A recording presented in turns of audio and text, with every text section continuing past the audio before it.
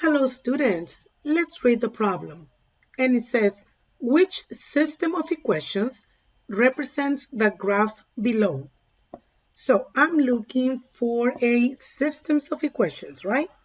When I see that, I should think about not one equation, but I should think about either two equations or two graphs. So in this case, I do see my graph and I see two graphs in there, right? I see two lines. And on my answer choices, I don't see one equation. I actually see a set of two equations on each answer choice. So now I know that I'm looking for two equations, okay?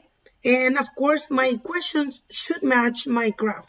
So there's at least two ways that we can work on my problem, okay? So what we're gonna do is, I'm gonna do one of the easiest to do, okay? But it still implies for you to know concepts, okay? So the first concept that you need to know is, what is this point representing? I know that that point, it's the intersection of the two lines, okay? But we also call it the solution, okay? So what does it mean by the solution? Well, it means that that point, which is, and I'm gonna write it down up here, it's a 4 and a 5, right? It means that 4 comma 5, it's a point that belongs to both of the equations. So one of the things that I can do is I can go to the answer choices and replace x with a 4 and y with a 5 and see if I get those answers that are on the side of the equal sign.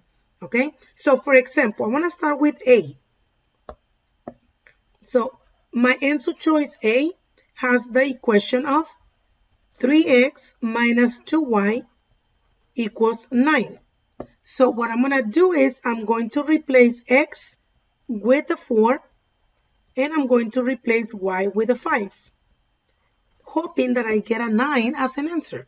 So 3 times 4 is 12 and 2 times 5 is 10. I know what you're thinking, Miss, why do you put an equal sign? The equal sign is part of my equation, okay? Not until the end is when I say that is true or not. So now I'm going to say 12 minus 10, it's a 2. And now here's where I ask you the question. Is 2 equals to a 9? And the answer is no, they're not equal. Therefore, my answer choice A cannot be my graph, okay? Because I'm looking for an equation who actually has the point 4 and 5. So A cannot be an answer. Let's look at B now. So B has the equation 2x minus 3y equals negative 7. Okay, so we're going to do the same process. I will replace x with the 4 and I will replace y with the 5. Okay, we're going to work it out. 2 times 4 is 8 and 3 times 5 is 15. And now the question is, subtract 8 minus 15. And the answer is negative 7. What do you notice? Did I get the same negative 7 on both? Yes, I did, right? So that means that the first equation works, but that's not it. I still need to work that second equation from letter B, which says x plus y is equals to a 9. Okay, so I can go ahead and replace x with a 4 and y with a 5 and hoping that I get a positive 9. What's 4 plus 5? 9 equals 9. Did I get the same answer? Yes, I did, right? So it works on both of the equations. So it looks like letter B should be the answer. If you want to, you can try to check C and D to see how it works, okay? And we can do that, okay? So I'm going to go ahead and do letter C over here.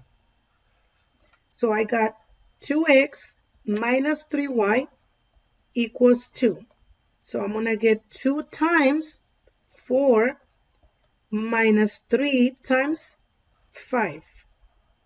So 2 times 4, it's 8. And 3 times 5 is 15. What's 8 minus 15?